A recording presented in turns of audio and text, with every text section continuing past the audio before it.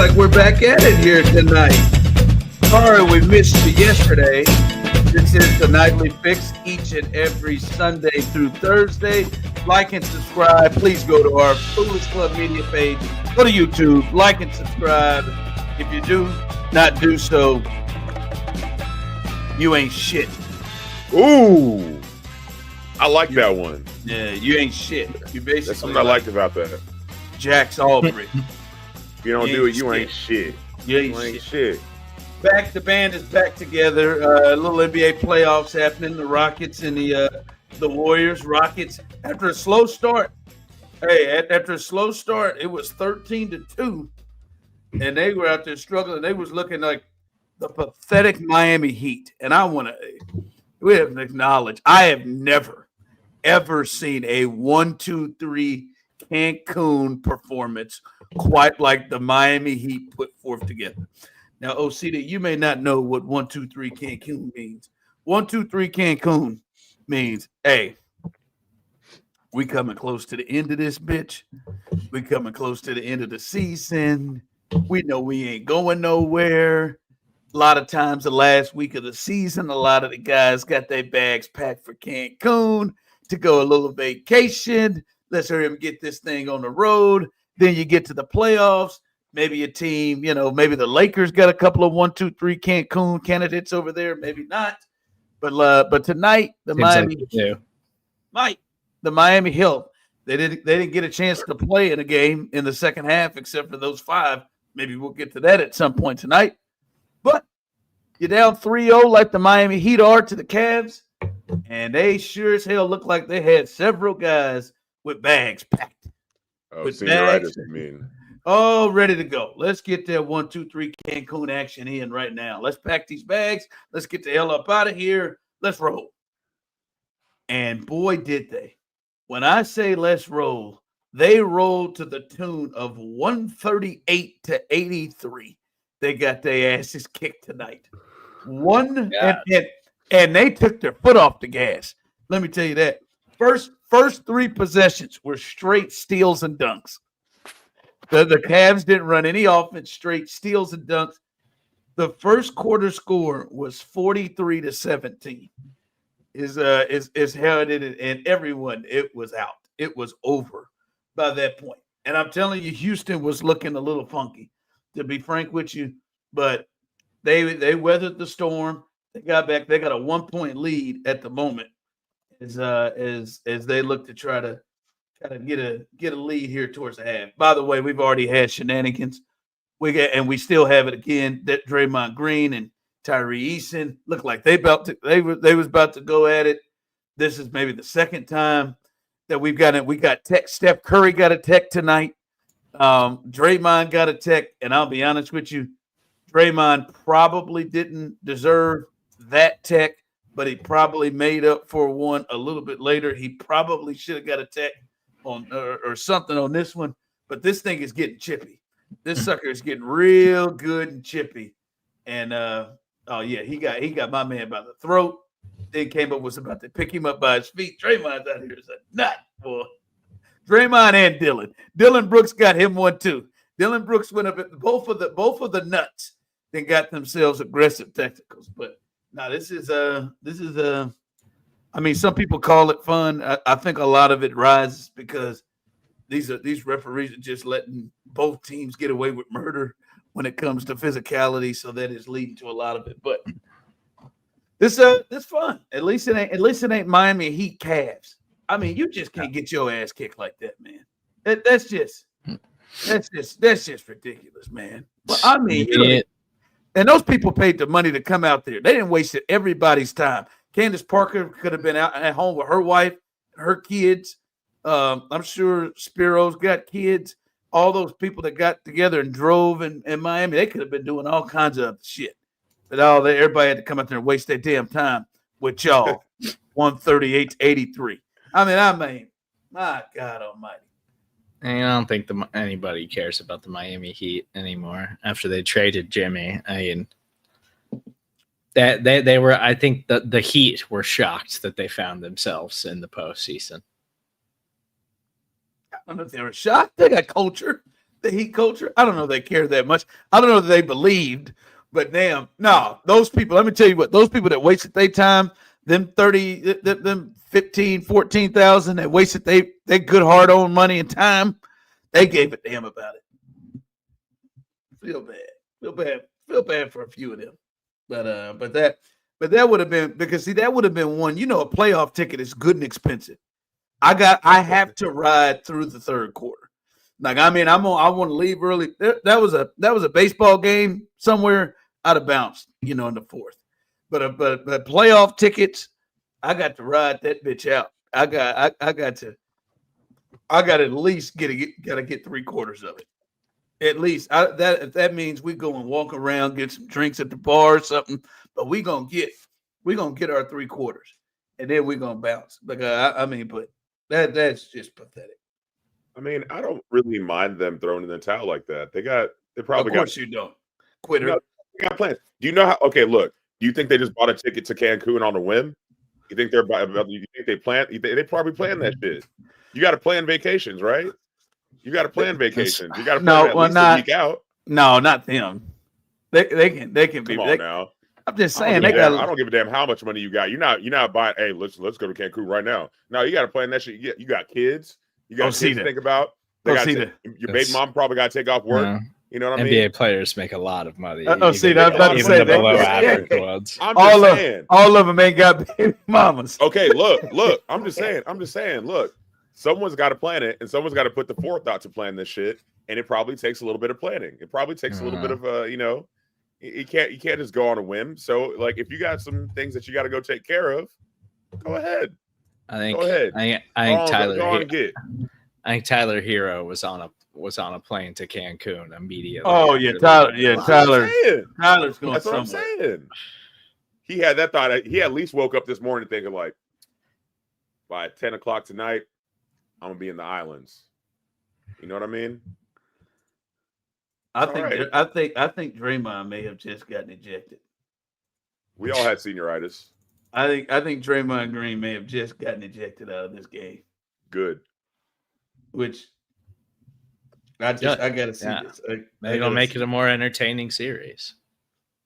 I'm not certain yet. Yeah, I think he did. Yeah, I think he just got ejected. Well, that's the problem with the first technical he got. The first technical he got was BS and should have never been called. He didn't do anything. This one you could see it was literally between him and two guys, and they're getting up, and he has to. I think he's got to roll. Yeah, he's leaving. Yep, he's up out of here. That's a big deal for this game. That Draymond's out now. Jimmy Butler's back. Good for them. So again, we'll see what the Rockets do. The Rockets in the last two games have gotten to play the Warriors with like major pieces. Well, actually, they didn't call it technical. They just called it flagrant foul. They call it flagrant foul. So you can have a technical and a flagrant. So he is not ejected. He is just sitting on the end of the bench. So he's not ejected yet. I was about to say they already lost the game in which they couldn't win when Jimmy Butler was playing. Now the question is who can potentially bait Draymond into a second technical, and then which one of these officials are going to have the balls to call the second technical on Draymond to get him up out of here. But this is Steph's got one, Dylan's got one, Tyree Easton's got one. This is fun. This is fun out here. It's fun out here. But no, man. Hey, I know you slid into Austin, man. So hell, I mean, you slid into Austin without us, and nobody knows what happened. I tried to follow you. I saw you on the Ring camera, and it just looked really odd. You saw that? No. Oh I man, just made it up. It was it was a good time, man. I went to Austin to go to Austin Psych Fest, and I saw some legacy bands and saw some old friends. Man, I always have a really, really beautiful time whenever I go there. And I saw Dinosaur Jr., Kim Gordon from Sonic Youth. I saw the guys from Galaxy 500. Ron, I know you don't know any of these bands, but I I'm sure know. Shedeur does. Oh, these are bands. These are bands. Yeah. I didn't know what they were. Yeah, I don't know a lot of them either. Serda don't have any of you don't know them. Sonic Youth? No, I've heard of Sonic Youth. Yeah, of course you've heard of Sonic Ain't Youth. heard of Come no on, damn dude. Sonic Youth. Come on, you're cool. You're cool. You're with it. You're hip. You know what I mean? Yeah, that's the sound of it. You're with it. You're hip. That's the sound. You're with it. You pick up what I'm putting down. What I'm talking about.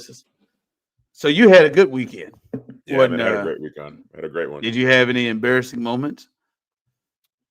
Nah, man. I kept it pretty cool, calm, and collected. You know, I was just there to hang out and have a good time. I wasn't really trying to embarrass myself. So you didn't have a Shedeur Sanders? Oh, wait. I did have an embarrassing moment. I lost to a fucking robot, bro. But I got my get back. So I decided, man, okay, this is all right, fun. This is a fun story.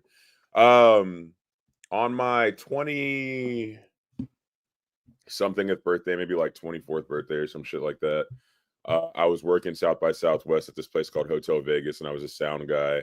They let me have the day off because they realized it was my birthday. And at this point, I'd been going to this bar and playing this venue like all the time, right? Everyone there, all the bands there, I know all of them. They're all my friends and stuff like that. They're getting me hammered because it's my birthday. They set me up with these two girls, right? These two girls that, unbeknownst to me, I thought they were best friends. They had just met each other that year. One was from Detroit, the other one was from Berlin, right? What the hell? So yeah. So that night, I remember last thing I really remember was like making out with them inside of the this little sidebar that was next to it called Volstead. And then I went back to my car for a second, and then I woke up in my car as the very last band called Night Beats was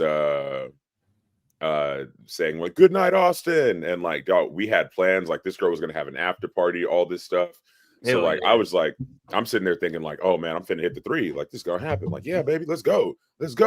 And then I wake up in my car and I'm just like, oh shit. So I didn't see these girls for years. I run into one at a bar or whatever, and like early on in the night, and I'm just like, oh shit, like I haven't seen you in so long. What's going on? Blah blah. So I get a number, and then I run into the second one, and this is like over 10 years. Like I haven't seen them in years, dude. I run into the second one later on, and I end up the second one ends up asking me where the first one was, like if I've seen her or whatever. And I was like, yo, I just ran into her. She was like, wow, we haven't seen each other in like 2 years. Turns out there was some drama. They stopped talking to each other after a mishap happened in Joshua Tree, California. Some shit like that. I don't really remember it. Like Joshua Tree, isn't that like it's like a desert kind of.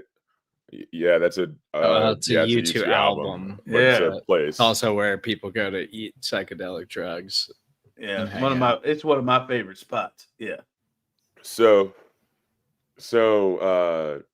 we end up all meeting up. We're hanging out. We're having a good time. We're watching this band called Soons from Montreal. It's a really, really nice night. We go to this after hours place called Electric Church. Shout out to my boys at Electric Church. I'm like doing karaoke there till like 4:00 in the morning. I'm sitting there thinking, something's going to happen, right? Lightning might strike twice. Nope. I ended up leaving. As I'm leaving, I get an Uber at like 4:30, almost 5:00 in the morning. I realize after I get dropped off, I get an Uber at 4:30, almost 5:00 in the morning. It's an automated Uber, like an autonomous vehicle, robot vehicle. Oh, I yeah. So there's no driver, and I'm just like enamored with the fact that I'm in this robot vehicle. So I'm just like taking videos and doing all this shit. I get dropped off. Did you feel comfortable? It was cool, man. I'm not gonna lie. I was like, dude, have you done it, Steve? No, I don't think I would be in. I don't think I would be comfortable. So the place I'm staying at is at the end of this like cul-de-sac, right? So it drops me off the end of this cul-de-sac. The only thing I'm thinking is like, man, how is it gonna do this 3-point turn? Like, damn, I wonder how it's gonna do this turnaround to like, turn back around and dip out. And so I'm like watching that. As I'm watching it do his 3-point turn, I realized the entire time I had a tote bag on and shit, right? I realized I left my fucking tote bag in the car. And so it makes this 3-point turn. I realize I have my tote bag in the car. I am running after this fucking autonomous vehicle, trying to get my bag. So just the same way that you saw me pull up to Austin and do my little dance and stuff like that in the Ring camera.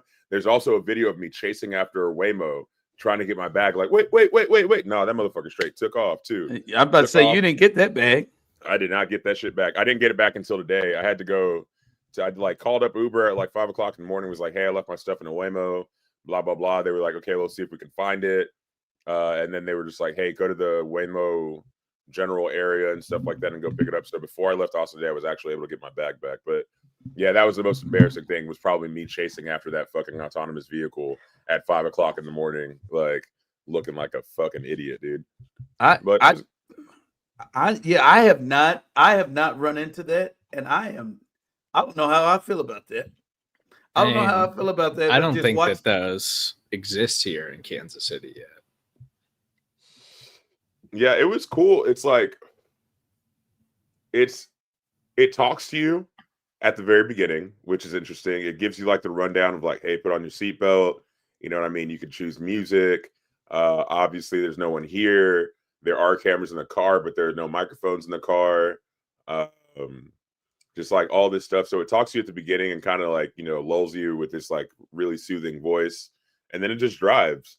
And it's a really nice, you know, soothing drive because there's no one talking to you. You know, you don't smell what the person's been eating all day or whether or not they've showered. So I mean, there's a part, but see, those are the things that don't. I mean, yeah, those are maybe some perks. I just the confidence of the person of the damn robot driving that's more important to me. Is the confidence of the driving piece of it. I don't give a damn. I'd rather smell what you've been eating all day. Like you said, I don't want to be concerned about how this car is going to make certain turns, like you just said earlier. I do feel like I'd be safer about getting one of those than like getting in a Tesla. If it's a Tesla, I'd just be like, no, I'm not doing that. Send me a car with a real person. Like a Tesla autonomous vehicle? Yeah. Oh yeah, I mean, yeah, I've heard the Waymo radar detector, like the Waymo driving by itself autonomous vehicles are like better than the Teslas. You know, this one, the only problem I really had with it is that it took like the weirdest route home. Like I felt like it took the longest way home. Like it was taking all these unnecessary twists and turns and shit. So I was just like, I guess it knows where it's going, whatever. But then when it got to the street that I was living on, I was like, okay, cool. Well, I'm here. You know. Yeah, it was fun. That sounds like it is. I don't know. We'll see if that rolls to me. About an update here. The Rockets take a little 7-point lead to the half. That's a nice little into the half to be started out. The runs in the NBA start down 13-2, and you end with a 7-point lead at the half. So the Rockets, and I think this is a must-win for them. They can't go down 3-1 to this team. Well, they win back, they get home court back. So big one to watch as they're going to have up 57-50. But I asked you if you had an embarrassing moment because I was wondering if anybody in the world had a more embarrassing weekend than Shedeur Sanders. I knew you were going to start off with this. That was quite the show. And look, people have their feelings about Shedeur Sanders. I think it's deep. I think people obviously have their feelings about his father, Dion, as well, their whole combination. I think there are a lot of people. There are going to be people who are in the chat on the show. People are listening to us, the Nightly Fix. Like and subscribe on our YouTube page at Foolish Club Media that feel certain ways. I thought something was up.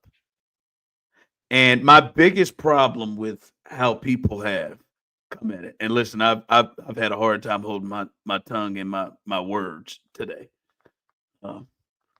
I've had to gladly go along with people. But my biggest issue with this whole thing is the amount of people who I'm not even plugging the race. There's a race angle. There's, all these angles that people want to roll with, whatever it was, because I think this is a situation, like in many situations, fellas, where a lot of things are the culprit. Is race a part of it? Hell yeah. Like race is a part of everything. I don't think it's at the forefront. I don't know that I would say, but race has an element of something in everything. So, like sometimes it's at the forefront. Sometimes it's right there in your face, and then sometimes it's just in the background or why we are here to begin with. So, but I don't think that's at the forefront. For me, the biggest thing is people who have repeatedly tried to, at every turn, act like, yeah, this made sense. Or, yeah, it's understandable. No, it's just not. It's clearly a unique situation. As Serda, you would know more as much as anybody that, like, we don't see guys get projected to be anywhere from 3 to 21 for the most part, right? There were about 1,500 mocks done by what people refer to as, credible sources, not just, like if Osita woke up and just created a mock draft, but like people who are thought to be credible. 93% of them had Shedeur going in the first round. 100% of them had him going at least in the second round.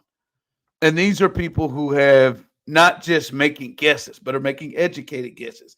And they have context and are talking to guys like Mel and Charles Davis and Mike Mayock and Daniel Jeremiah and Field Yates, who's slowly turning into Mel. All these guys.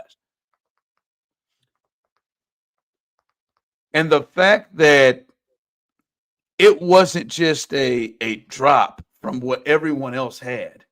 And as you know, Steve, how nobody knew, how nobody was tipped off with the thought of like, yo, he's going to drop. Like nobody was tipped off. Everybody still thought he would go here. Especially not drop to round 5 and 144 and be the 6th quarterback taken off the board. How nobody knew that is just wild to me, which further to me the point of this isn't normal. This wasn't something that made sense to anybody. It wasn't. And it was crazy that we have now found something else that we have learned. That his baggage, which I don't even know how you would put it, sort of, what would you say is his red flag? What would you say is Shedeur Sanders' red flag that we know of, not stuff that people have floated? What do you know as potentially as his red flags? I would say the biggest thing that people talk about is his accountability. Like I feel like his leadership as a quarterback has been questioned several times, and then you factor in the Dion stuff, but really it's when things don't work well. Shedeur has been caught kind of just blaming circumstances or blaming this, blaming that, instead of taking accountability. Like, I could do better. I could be a better player, which is what specifically quarterbacks. That's what everybody wants to hear from the quarterbacks. They want the quarterbacks to say all the right things and always be the team first guys. And Shedeur has not appeared to be that way by a lot of people's accounts, at least leading up to the draft process. I think, okay, if let's say those are his red flags, I could Osita absolutely tear that apart by just what we have seen from him on the field. Okay, but let's say I would throw in his cockiness and what people view as his arrogance. I think that's the same thing as accountability, though. I would put those. I feel like the accountability is maybe a little stronger than the cockiness or arrogance, whatever. But I think the overall like way he carries himself and he goes about his business, right? I think that's the overall red flag. And let's go even deeper with stories we've heard. Like they said he bombed interviews. They said he went into there's some reports saying he went into interviews and it wouldn't go over plays, whatever. Let's say he bombed the interviews. What we have learned is that his red flags of those things that Serda just said and what we just talked about are clearly greater than you kicking the shit out of a woman. And what I'm about to say is just stuff that has gone into the draft. You beating the dog shit out of a woman pregnant with your own child, punching her in the stomach. Wait, Ron, you're talking about other people, right? Yes, like I'm just saying. Shedeur, okay, bet. No, this ain't Shedeur. I'm just telling you what I'm just going to give you other red flags that we've seen. I'm talking about having a coke problem, having an alcohol problem, breaking every single financial rule of the NCAA that they have in there. Drugs all the time, not being dependable, not coming on time because being high, things like that. I'm talking running away from the Fayetteville Police Department as you're being arrested and finally being caught and put up against the wall, being arrested and being fiery. I'm talking racing cars and being involved in racing of a car that I'm not saying this person did it, but there was a death that ended. Somebody died within these high-speed car races, right? And there's multiple domestic violence cases. There's multiple guys who have done all these things. Oh. And I'm just saying what we learned was Shedeur's red flags carry a greater weight. Shedeur's red flags and which I think his father is a part of it, his red flags carry a greater weight than those guys and those acts. And to me, I'm not going to be one to just be like, yeah, that makes sense, or that's something we should roll with. That's cool, right? Like, hey, man, if you come in there and yes, sir, them and say everything that they want you to say, that right there, that puts you in the worst. Because it'd have been honestly, he'd have been better off. If his red flag was beating the hell out of a woman that he was with, but he came in and played the game in these interviews or whatever, he would have had a better shot getting drafted earlier than the current red flags that he had. To me, that's one of the big things. If we say everything he did, everything he's accused or accusations of what he did, by the way, all these things coming out after the draft started. If he was accused of all of those things, they're saying those red flags are greater than all of these other red flags of players that they have decided to look past, which is wild to me. I mean, like, we just don't. We know what this is, though. Like, I'm not saying, like, obviously we should hold them accountable for that because it is bogus and it's wildly hypocritical of the NFL. But like, also the same team that drafted Shedeur is the team that traded away a boatload of draft picks and gave Deshaun Watson the largest guaranteed contract in NFL history with 30 women, with pending lawsuits and investigations and stuff because they just didn't care.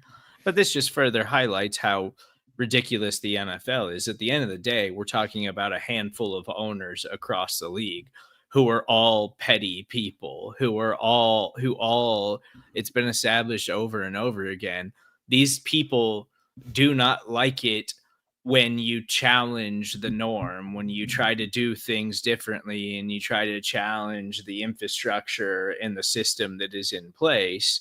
And Deion did that in college football. That rubbed a lot of people the wrong way in college football.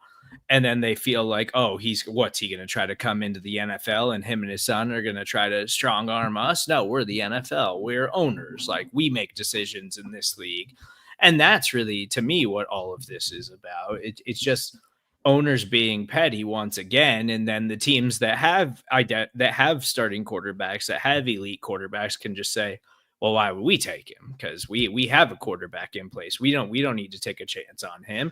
And then every other team is just like, well, they just make up the bogus things, like all of the pre-draft stories. Like, this isn't anything new in the NFL. That this has been like this for a long time, and we've seen it happen with other players. Like Kenny Pickett, who's also on this Browns roster. Kenny Pickett was a first-round quarterback. So you're telling me Kenny Pickett was a first-round quarterback more than Shedeur Sanders is a first-round quarterback? Because that's absurd. But before you go, Osita, But what I'm saying is, let's say, like what you just said is the case. Like, let's stop acting like that is normal and we've seen this before. Like, that's my thing. And this is coming from people, even people that I respect. Let's stop acting like, hey, man, yeah, it makes sense. No, we've not.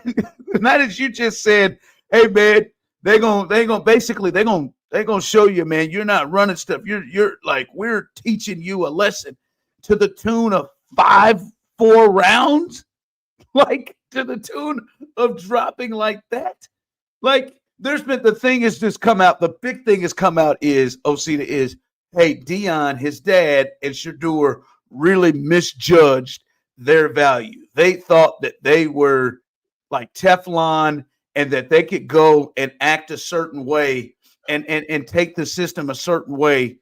And because they thought they were just automatically going to be at the top, which really, as you would know, Serda, for good reason, they felt like they had been running as the second quarterback since the season ended in January, and they have been thought to be 3rd to 10th for the most part. And then in the last week before the draft, it dropped down to 21.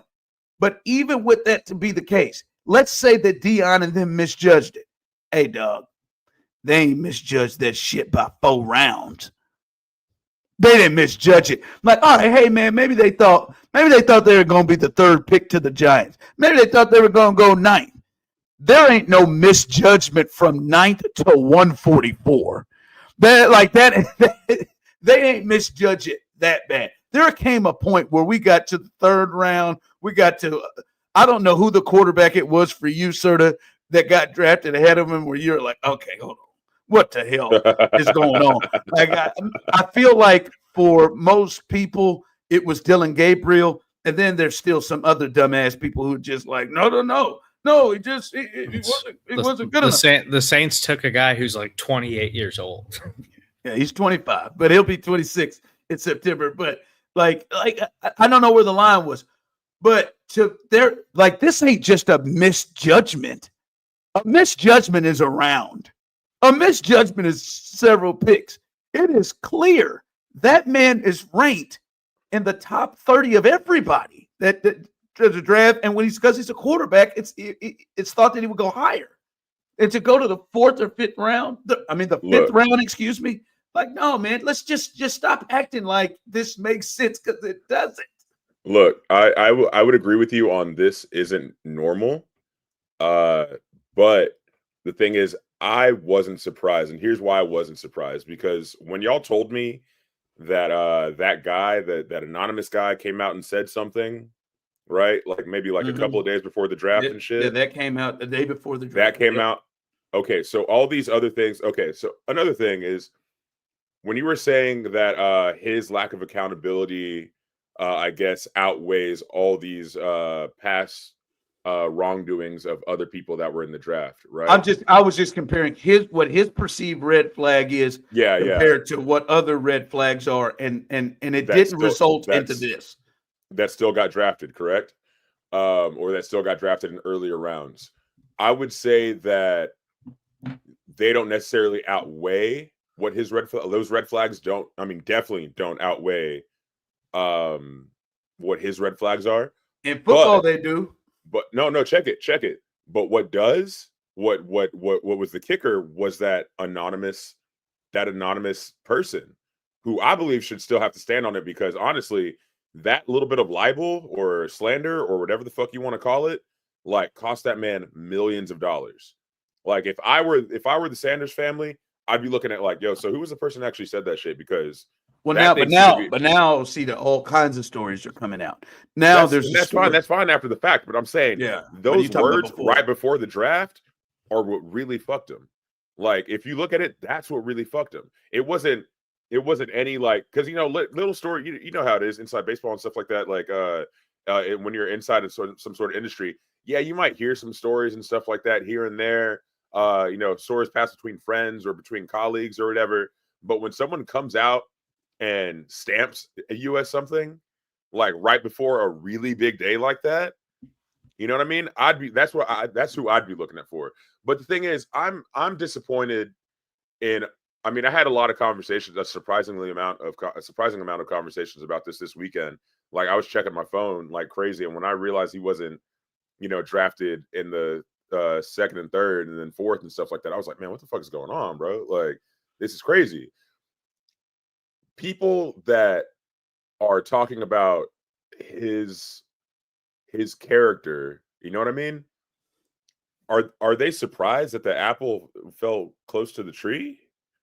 You know what I mean? Like, look at who his dad was. His dad was primetime, baby. Like he's going to be this cocky kind of human. You know what I mean? And honestly, when I heard that he wasn't getting drafted early on and stuff like that, I was like, okay, because I have a problem with nepotism. Like, I have a problem with nepo babies. I think it's weird. I think it's weird that even because your father is something, that your son gets to be something. You know what I mean? Like, I think that's strange. And so, like, I did have a little bit of hate on him on that aspect. I was just like, he's just another nepo baby. You know what I'm saying? He's already coming from money. He's not coming from. He'll be good regardless. You know what I mean? Just because he dropped like however many $1 million and stuff like that. It's not like his family doesn't have it. It's not like he doesn't already have it in NIL deals and stuff like that. It's not like he's going to get it in like he's not going to get it in an endorsement. Yeah, but again, like, this isn't a nepo baby that can't play, right? Like, I know, it's a nepo baby that can play for sure. I get that. I understand that. But my thing is, like, I like I said, it's a personal thing. Like, I just always have a thing against nepo babies, like, regardless of what it is. But I'm just surprised that people are surprised at the fact that he has the character of his father. You know what I mean? We know who Primetime was. We know how he was at that draft. We know how he is as a person. And then, like, I don't know. It's just for people to take it as like anything but like, yo, he's his father's son. You know what I mean? It's not like he's like a bad apple or something like that. You know, he's just like, he's just his father's son. He's been acting like this. He's only known to act like this his entire life. Go ahead, Steve. Because give him a little bit of grace is what I'm trying to say. You touched something that I want to touch on after you get done, Steve. But again, like, and I think what Osita is saying about like what came out like, 2 days before the draft, like, that I think that weighs a lot on this stuff, because you'd be shocked at how many NFL owners and stuff are just so terrified of making a bad draft pick or decision, and so petty and like small-minded about all of these things. Like, they're not out here watching tape and doing the scouting and stuff. Like, they have teams of people that do all those things. And lots of times those things, like, we've heard stories about the Browns and like why they decided to go with Johnny Manziel, even though everybody was like, don't take him. Like, it's a huge red flag. Like, by the way, Andy Reid and the Chiefs were going to take him if they didn't, but go ahead. That's a story for another day. But like, it's just, again, I think there's also this idea of like, this is an opportunity for Shedeur to grow, because Osita is also right. Like, he is a nepo baby. He is a guy who is never wanted for anything in his life because his father is one of the greatest athletes that we've ever seen. And he is a guy who has had every resource ever available to him and at his disposal. He is never, like, I think he did work hard to get to where he was. I don't think he's a lazy person or something like that, but he also had every opportunity. He had every resource to make sure that he was able to get to where he wanted.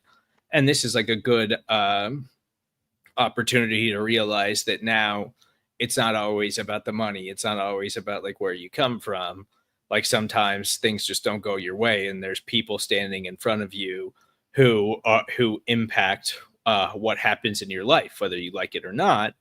And now he's got an opportunity where he could overcome all of this, because the Browns are going to be trash next season. Like, he's got a legitimate opportunity to win that starting job. Joe Flacco and Kenny Pickett are the quarterbacks ahead of him. Like, he could make everybody really regret all of this by locking in and going out there and winning the starting job for the Cleveland Browns next season, because Deshaun Watson's not going to be available. That was to your point. That was exactly what I was thinking the entire weekend. I was just kind of like, look, I feel like in any situation, the real will always rise. You know what I mean? And so if this is a setback in his head, you know what I mean? Take that, lock in, be the best damn quarterback you can be, and make everyone look stupid. You know what I mean? Like, hey, man, that's a good thought, but you all know the real don't always rise. Like sometimes there are just too many things in your way and obstacles in your way that stop you, or there are motherfuckers. Or with there that are kind of mindset, I don't know how you're making it, Ron. You know what I'm saying? Like, there's, no, you gotta take it so you make it, baby. Yeah, but I'm just being honest. Like we know that there are people, there are probably bands that you think are really really good that somehow didn't rise. You read the wrong person the wrong way. You said the wrong thing, but he's also got a head coach in Kevin Stefanski, who I think is a good coach. Who I'm not saying already in the NFL, dog. He is. You're saying like a band that's like really good or something like that doesn't make it. He is on the highest stage that he can be in as a professional athlete. Yeah, but let's he's got a real. I know because people have said that what Serda has said. Like also Dylan Gabriel, who was drafted 2 rounds ahead of him by the Browns, is also in that quarterback room. Listen, he's a 5th round pick, which means they view a lot of 5th round picks as long shots. If you make the team, you don't. There's not a ton of investment in a 5th round pick. And so he's already a 5th round pick going to a team that has 3 other quarterbacks right there already that he's got to compete with, right? Which means his reps are going to be down. I'm just saying, can he? I think he's the most talented quarterback right now on that roster. Could he win it? I also don't know if, the owner pushed them to make this call and that maybe they don't really believe him and are they going to make it really, really hard? And is it really going to be a flat out fair competition with the plan? Because they've got multiple picks in the 1st round next year in a draft that's supposed to have more quarterbacks. So we don't, if he got fucked like he did all weekend, that don't mean it can stop, is all I'm saying. And there was something that both of you said there that I wanted to that kind of brought my thoughts. As you said, Osita, he's his father's son. His personality, it shouldn't be a surprise on what his personality is. And as you said, Serda, there also, as you talked about through yours, talking about now he's got a chance to maybe, learn that everything's not given to him. To me, hey, man, I know people like to say life ain't fair and all this shit. And sure, some people had to go through stuff. That wasn't a lesson that he needed. That was even needed to be learned right there. Like that. I mean, just to the point of, hey, man, we're just going to embarrass your ass into the 5th round. That wasn't it. And when you bring up his personality, that's the part that I think is going to be interesting, and the part in which these dudes, these owners, and these guys, something's going to break, because Shedeur Sanders is not a one-off type of person.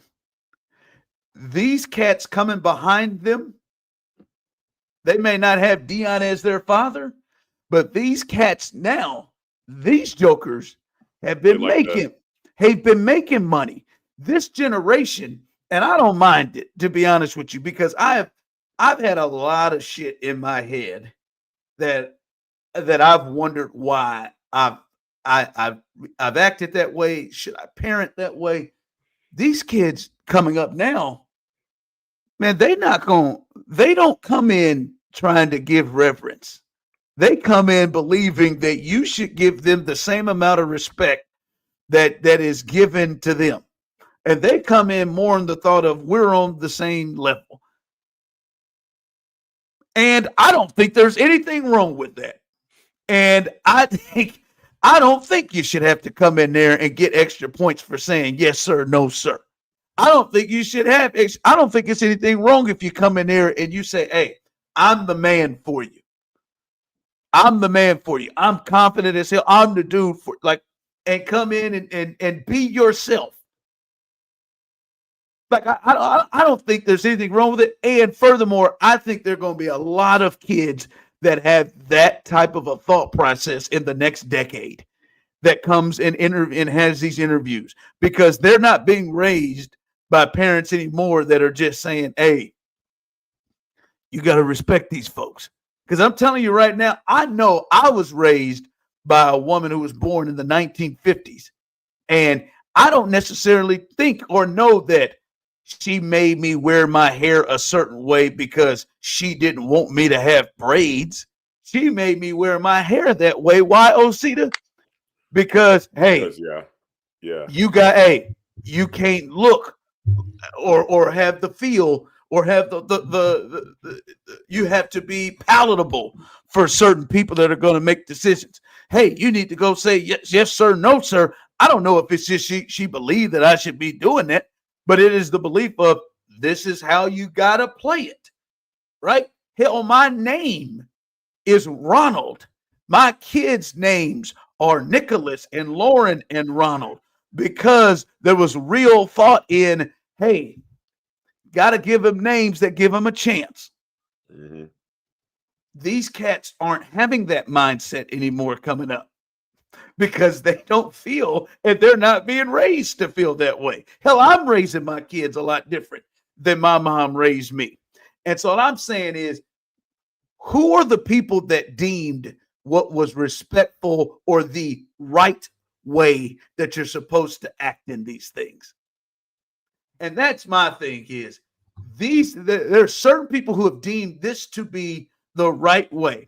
Like that's why I keep bringing up the difference in red flags. It is crazy as shit in any industry that you would have a better chance of beating the brakes off of a woman and pleading guilty for it than to be someone who would come in and be disrespectful by their presence and words or be too boastful in an interview. But that's what I'm saying. I feel like, okay, did those things happen, like the beating the brakes off a woman, did that happen prior to a draft, or did that just happen while the person was in the NFL? Prior to the draft. Everything I said earlier was prior to the draft.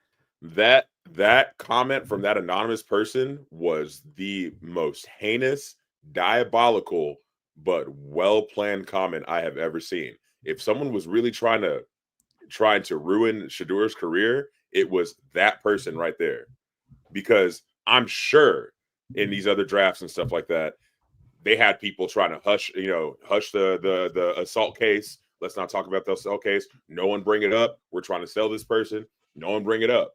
But for some reason, 2 days before the draft, someone decided to say some shit that completely ruined this man's chances of being drafted early.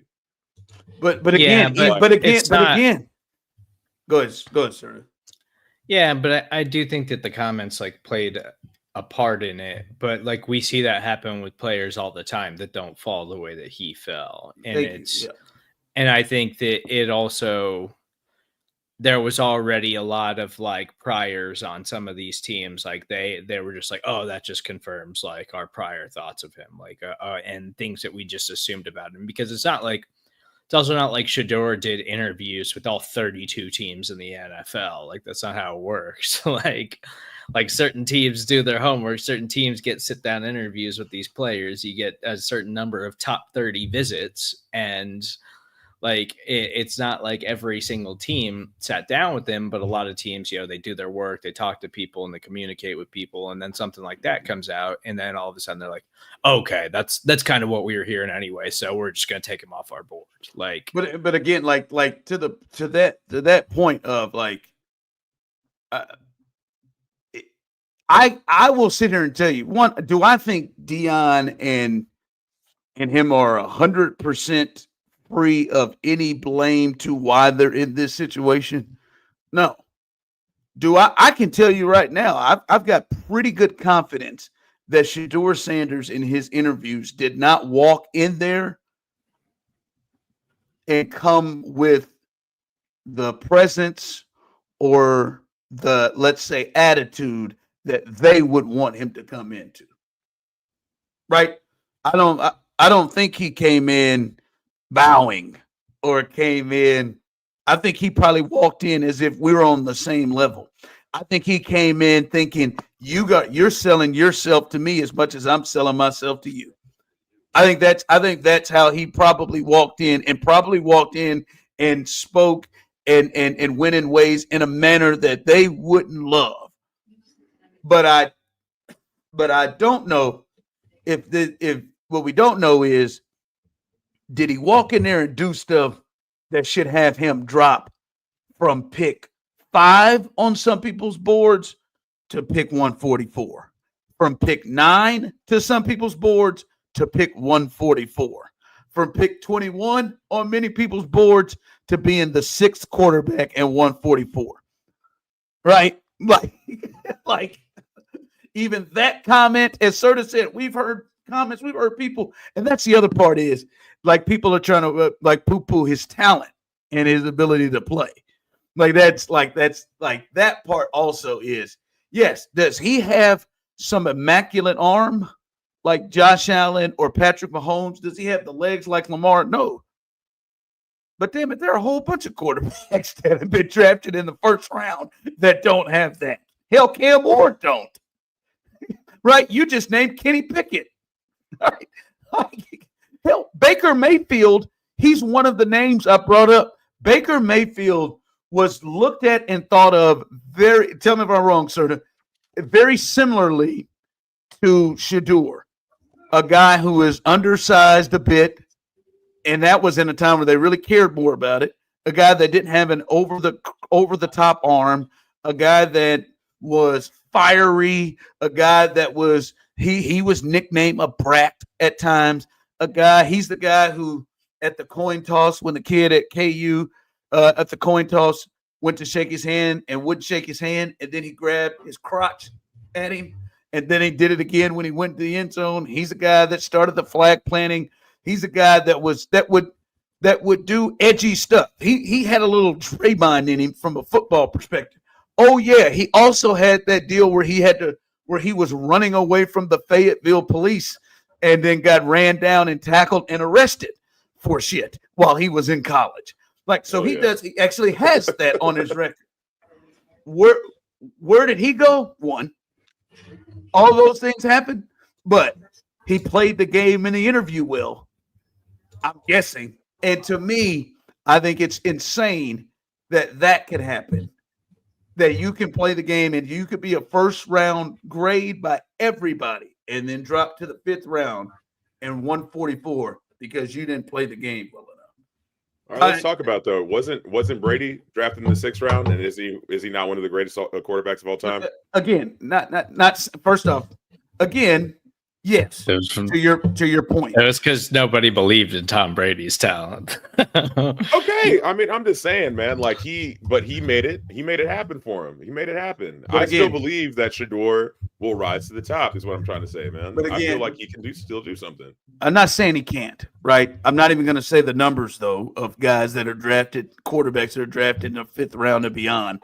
Like it's Tom and not very many else, if any, that have had success out of being drafted where he is or beyond. But this is something we always do. Yes, he can do that. But this process was so egregious of how it happened. To me, it's just it's not like, hey man, let's just walk off, baby. Hey man, let's just forget that happened. Did you hear what Serda said earlier? Serda said that this thing clearly got personal, and the belief is they didn't draft him because he didn't play ball the way they wanted him to play it. That can't be. I mean, but that's real though too. Like that's still as ridiculous as it is in everyday life and probably our careers and probably for a lot of other people. Like, yeah, but there are a lot of people who have to deal with that shit. That to me, the reason why they continue to have to deal with that shit is because we just waltzed through it. And we just go on by it and just say, well, look at the opportunity he has. No. I agree. Calling it out is important and bringing it up because it is absurd. The fact that anybody could still be judged about things like that is ridiculous. But it is a thing that still exists. It is so bad, and I want to get to the heat check because we've just blown through the break. But it is like just ridiculous and whatever is going to happen, and we'll see. But this is just like for me, just like with Eric Bieniemy, and I've made this comparison. I need to hear it's so egregious. I need to hear what happened from people in those interviews I want you all to come out and let us know what happened. Because Eric Bieniemy, there is no coach in the history of football that has the resume that he has and coached under the people he has and didn't get a job, including his two predecessors. Right? I want to hear. To me, everything we've heard Eric Bieniemy talk when he speaks to the media every week, I am led to believe that he went in there and did a line of coke on the table in a wife beater, and that's how he approached his interviews. Like I need people to come out. It was so egregious. I need people to come out and say what happened and what led to you rolling. Because the Browns, it doesn't even make no sense. Hell, you drafted a quarterback in the third. What made you then say, "Oh, we're comfortable now"? What made you do that? So, all right, see that. Let me get up out of here and stop. Can we get a heat check in, please?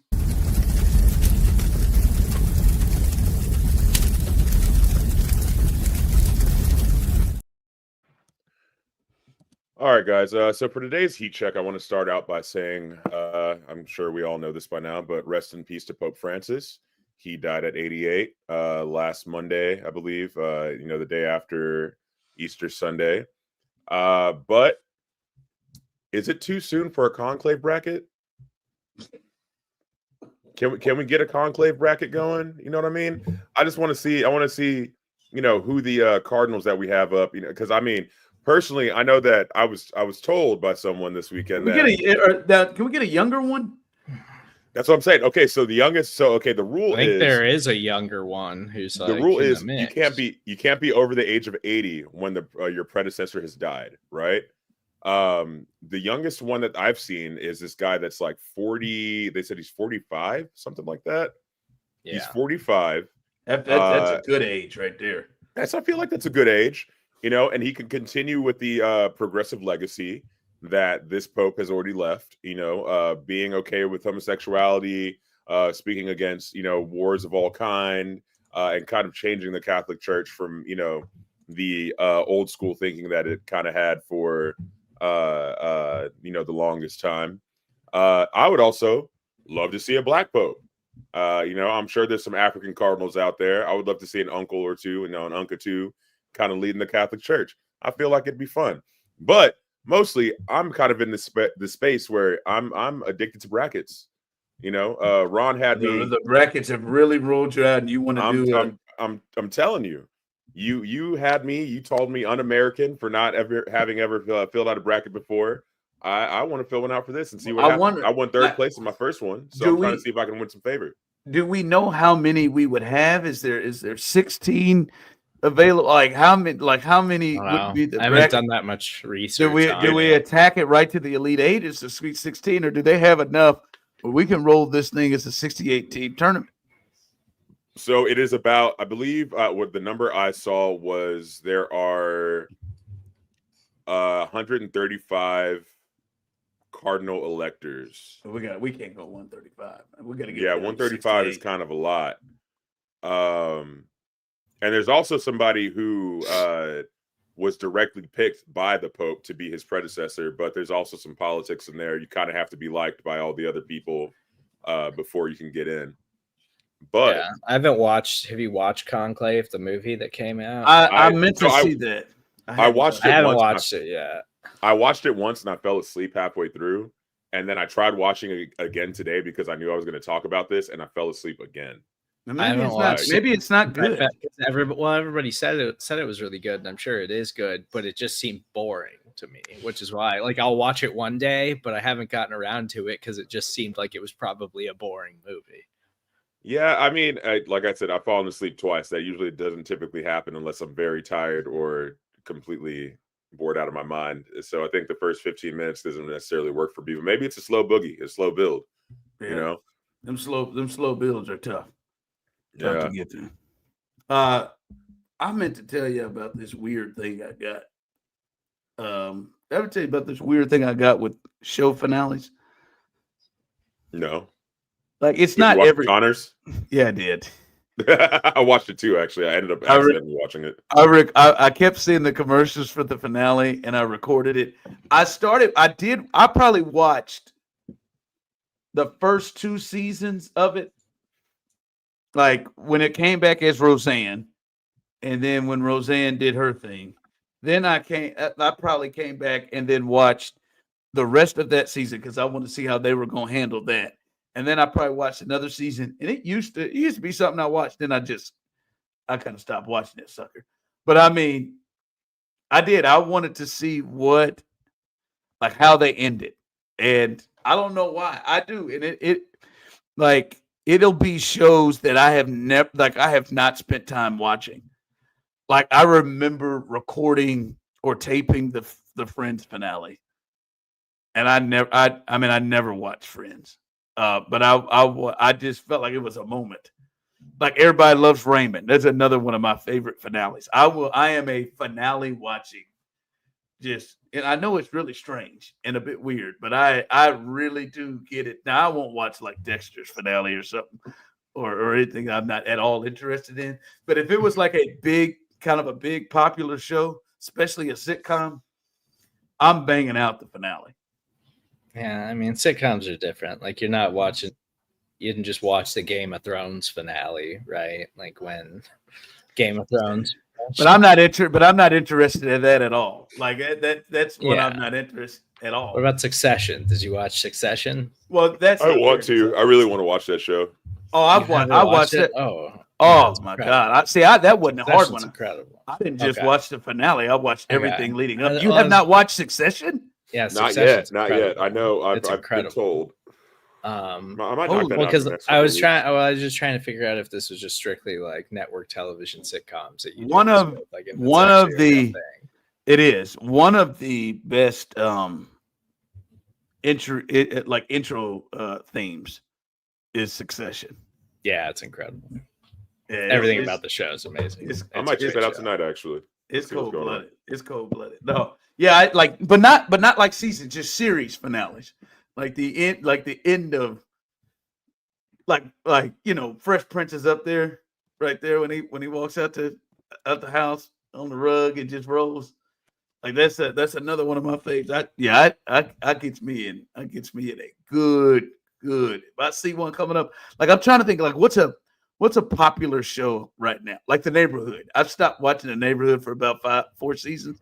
As soon as I know this is their finale season, I'm gonna hop in. I'm gonna watch like the last 2 episodes. I don't know, like I do, like Martin. Righteous Gemstones final season. But see, I'm watching that through. Like I'm watching that. Did you ever watch Barry? Barry was incredible. Oh, Barry was so good. I stopped after season 2. It's unreal. It's amazing. Solid show. That idiot. Hank. Yes, it's always second. He's like in that Baby Billy kind of range of like, dang, these dudes just kind of make the thing. But no, man, them Connors, man, they got me, man. The man turned right to the camera and said good night. I was like, oof. Man, it was good. It's good shit. Then they went back to the old stuff. Yeah, then they started showing all the replays and stuff like that. I was like, damn. And they getting you. I want to see if they'll get me. Yeah, I do. I want to see if they can ride my ass out and get me. Sorry. Whenever the Simpsons Why'd you say that? I mean, you guys are nasty, man. You like that, man. Just whatever. Take us home, jackass. Oh, so I'm supposed to. Okay, cool. Speaking of beautiful, beautiful finales. Ooh, when I was in high school, I was in the middle of coitus with the redheaded French girl, and then I heard a beep.